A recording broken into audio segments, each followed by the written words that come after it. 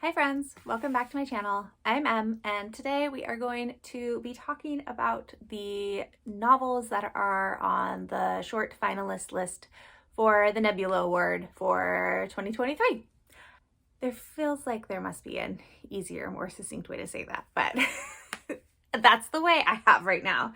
Maybe by the time the Hugos roll around, I will have a better grasp on how to say that statement. But anyways, today we're going to talk about 5 science fiction and fantasy novels. I am going to show you each one. I'll talk a little bit about the synopsis, what I thought of each one, and then at the end I will rank them in order from least favorite to most favorite being the one I hope will win the Nebula this year. And we'll just dive right in. So first up is Spear by Nicola Griffith. I know it's based on word count, but I really, just based on size, would have tagged this as a novella. That obviously isn't the case since it's in the novel category, but it definitely is the shortest of the books this year. Spear is a genderqueer, gender fluid Arthurian retelling. I don't have a lot of Arthur knowledge aside from what I learned in The Sword and the Stone. And what else? Have I read any other Arthur retellings? Oh, I guess you can't see it.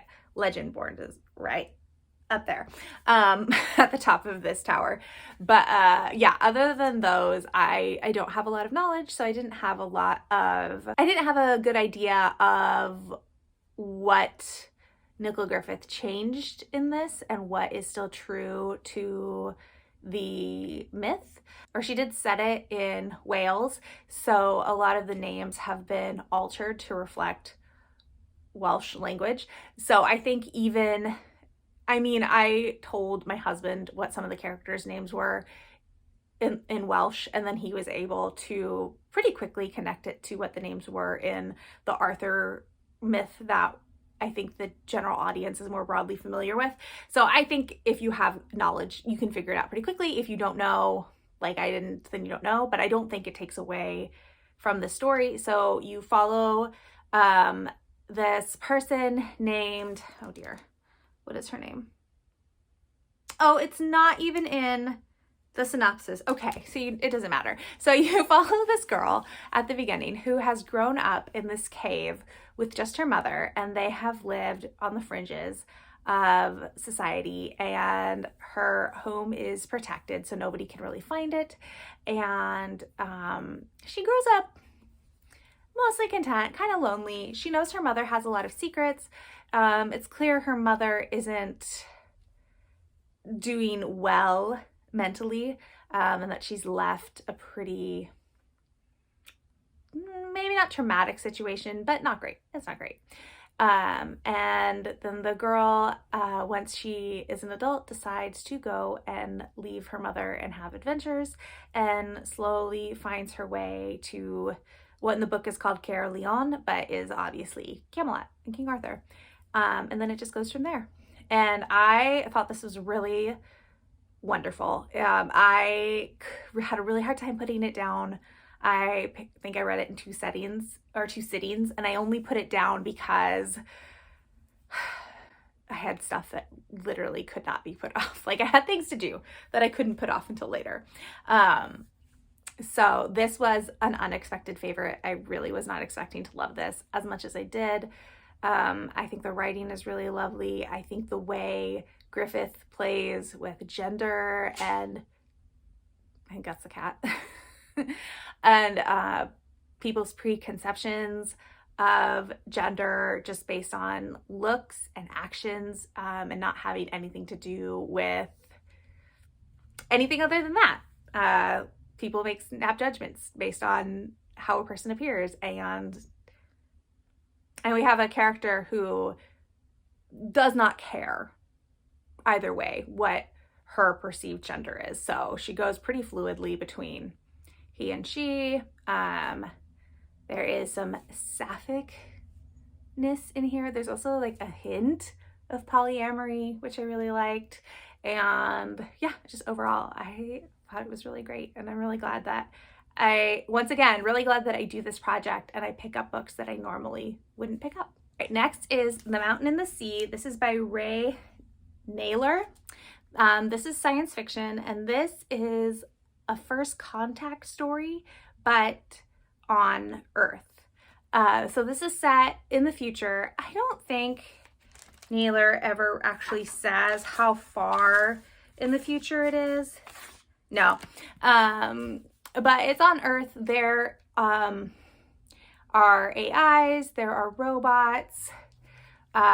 So we've progressed in our technology far enough that is a regular occurrence. There is a character in here who is an AI but appears as human as anybody else. So there are themes of personhood and of what it means to communicate with a culture that has an entirely different basis for language than humans do, and what that means and how humans in general really center how we think and we speak, and we think that is the mark for intelligence, but it's really not. I'm trying to think of how much to say about this one. So this follows a doctor, Han Nguyen, and she is a marine scientist, and she's written a book about the ocean and about how marine life operates in the ocean. And she, along with a couple of other people, discover that there are these octopuses living in the ocean that have a really advanced intellect and communication style and all these things. And so it's about discovering how to communicate with those creatures. I didn't love this one. I thought the idea was really interesting.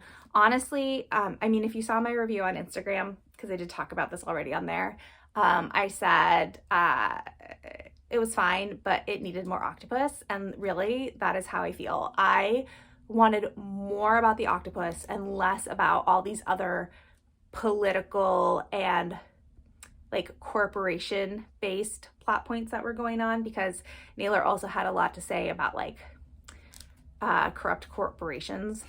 And so I could have done less with that and more of like actually being around the octopus instead of a lot of talking about the octopus. I also feel like this is a book where it was obvious that he has a lot of knowledge and had done a ton of research and really wanted everyone to know all the cool stuff that he knows, which I totally get that sentiment, but it didn't always make for compelling storytelling. There were a lot of really long monologues, like paragraphs upon paragraphs, or not even paragraphs upon paragraphs, just like almost page long paragraphs of this person talking about the thing that they know. And that, along with just the way conversations went, the dialogue felt kind of awkward and stilted a lot of the time, not realistic to how people talk at all. And there were times where it just really stalled out because he was trying to like impart so much information onto the reader. Love the idea, didn't love the execution, basically, is how I felt about this one. Next is a book that has been everywhere. It's Legends and Lattes by Travis Baldree. I think everyone knows the premise of this one so far. In case you don't, the really short, like one-line synopsis is a retired orc opens a coffee shop in a town where nobody has ever heard of coffee. And it's got great found family. It's got really adorable characters. You know, the tagline is high fantasy, low stakes, and it really is. There is very little conflict in this book. Most of the conflict is interpersonal conflict. And I read this last summer, I think last June, and adored it just as much as it seems like everybody else on the internet has adored it. And it was just a sweet, cozy, good time. Next book on the short list is Nona the Ninth by Tamsin Muir. I am biased. This is one of my favorite series ever. It feels bold, but also correct. I don't know if I said this already. This is book 3 in the Locked Tomb series. And I don't know how to explain this if you haven't read Gideon or Harrow. But basically, this is, I don't know what to say. It's just a continuation. I don't think I can do a plot. But Nona is a kind of new character for us, and she's delightful. She has such innocent wonder and joy at the world, and I think the whole group of characters in here is fantastic. It is a total like mind suck, like usual, as you're trying to figure out which characters are characters from previous books and what the correct sequence of events is and what has actually occurred in this world that also occurred in the previous books and what is different. And it just, I'm not even sure how Muir is going to finish out this series with Alecto. I also read this last summer and I really loved it. I'm actually slowly rereading this series, and I haven't gotten to Nona yet. I actually need to reread Harrow, or would like to reread Harrow relatively soon, and then I haven't reread Nona yet. But I've been reading them this time in conjunction with listening to a podcast that is recapping all of the books, a couple chapters at a time, and they haven't finished their Nona season yet. That's kind of stalled me out because I don't want to pick up Nona until all of those episodes are out, and I don't know how quickly that's going to happen because they haven't been releasing episodes lately. But anyways, struggle with books like this being on award lists because I think the beauty of Nona is how it relates and continues the story told in the first 2 books. And I really think if you're going to be nominated for a book award, your book needs to be able to stand on its own without referencing the other books in the series. And I don't know that, there's no way you could read Nona without having read the rest of the series and understand what's going on or get the impact of what's happening or even know who anyone is, because Muir does not help you at all. She kind of just like drops you in the deep end of the pool and is like, okay, good luck, see you later, and pieces out. So as much as I love Nona, I don't know that it necessarily belongs on a book award list. But yeah, let me know what you think in like the comments. Do you think books, like as you get deeper into a series, that those subsequent books should be put on book award lists, or should they be left off if they can't stand on their own? Anyways, I'm curious. All right, and then the last book, again, very, very popular, is Babel by R.F. Kuang. I read this towards the end of last year, and this is dark academia. No, that's fine. It wasn't doing anything important. Okay.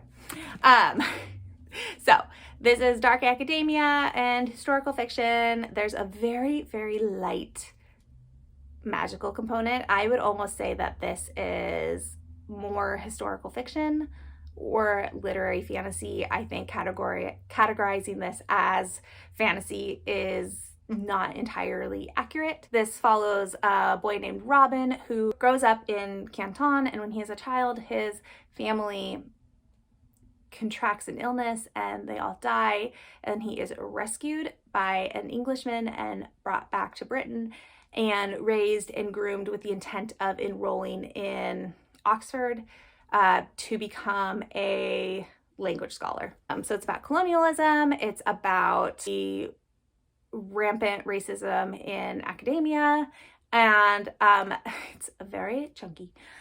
This is another book where it kind of did the same thing that The Mountain and the Sea did a little bit, where in order to really get the world building info to the reader, there are some really long paragraphs of info dumping. For me, it worked better in this one because Kwong puts it into a classroom setting. So it's the professor lecturing to the main characters in this book that really get all that info to you. And it bothered me less in this one because I felt like she did it in a little bit of a smarter way than Naylor did it in Mountain and the Sea. But I've talked to a lot of other readers who do not like the way she did that at all, and it did not work for them. I also primarily listened to this on audio, and I really liked it on audio because I had one narrator to do the whole book, and then they got a separate narrator to do the footnotes that are in the book. And I liked that because then it felt more integrated and I wasn't having to interrupt my reading experience to switch my eyes down to the bottom of the page and read the footnotes and then go back up. It felt a lot more seamless. And some of the footnotes would go in different places so that it wasn't interrupting a sentence to go down and read the footnotes. Yeah, so you're following Robin at Oxford and the group of friends that he meets. I really liked two of the group of friends. One of them is, I did not like her at all. She is trash. Hate her so much. But I really loved the other two of his friends. It is a slower paced book until maybe the 60% mark. And then there is an inciting incident and it felt like it just took off after that. And then it's really fast paced. I will say, I think it's good. I really liked it. I know there are a lot of people who say it's a masterpiece and it's the best book they've ever read and it's the best book ever written. And it's just this amazing work of art and fair, great. I think all that hyperbole has really hurt this book because then people go in with these really high expectations. And then when the book doesn't meet those astronomically high expectations, then it suffers. So I think this book would be better served by less, not enthusiastic praise, but just less hyperbole, and by it being marketed as literary magical realism, not fantasy. So I don't know. Again, let me know if you agree. Let me know what you think. I've had a lot of in real life discourse about this book because I do have a really good friend who DNF'd it and did not care for it. And then another friend and I read it about the same time and both really liked it, but I hadn't heard the same podcast episodes praising this book that my friend who DNF'd it had heard.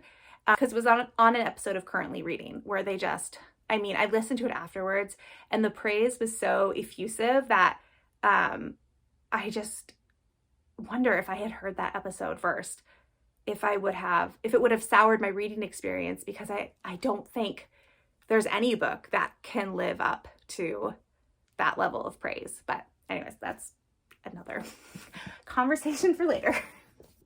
All right, future friends, it is hours later, as in I have gone to work and come back hours later. And I realized I forgot to talk about Nettle and Bone. Totally left it out of the stack. So we're going to talk about this real fast. This is another book that's on the Nebula finalist list. And this is a fantasy kind of with fairy tale vibes about a princess who is living at a convent and pretending to be a nun or wanting to be a nun, and ends up going on this quest to save her sister who is in a really bad, dangerous marriage. We saw the D&D movie yesterday, and that's really what I'm thinking of now as I'm talking about this book, is that it's kind of like a D&D quest. You have a group of people who all have different strengths and a different skill set, and they're going on a quest together to save the day. And that's what it is. This was not my first T. Kingfisher. I'd read some of her middle grade previous. It's very shiny. And I thought this was fine. There are other T. Kingfisher books that I like better, or maybe not better, more. And I found myself getting bored quite a bit, and this is a very small book. So being bored is not ideal. But I know other people really, really love this book, and it was their favorite book of last year. So I think I'm definitely in the minority of my opinion. It did have Kingfisher's brand of humor, which really works for me. I think she's really funny. So now that we've got that done, I did my clip where I rated them, but we're just gonna pretend that didn't happen and we're gonna rate them again.